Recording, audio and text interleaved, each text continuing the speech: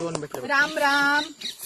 आम्ही आज शेतात आलोय मस्त आणि शेतात ताजे ताजे ऊस खाई राहिलोय आणि हा माझा भाऊ हा बी ऊस खातोय. आता हे पहा याला ऊस खाता येत नाही. हा मुंबईला राहतो. याला म्हणजे याचं शेत अशीच याला ऊस बी खाता येत नाही. याच्या शेतातला ऊस आहे हा, पण ऊस खाता येत नाही. कडक लागतो म्हणे, सोलता येत नाही. आता ऊस असा सोलता की नाही. बघा भाऊ, मी आता ठाण्याला राहतो. आम्ही का ऊस खातो.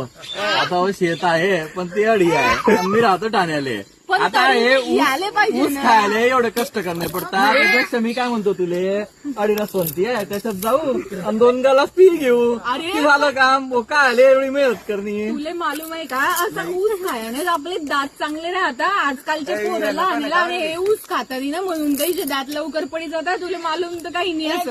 अरे लहान पोरं खाता ना हे काय ते लहान पोरं ऊस खाता की नाही पाहिजे काय बघ.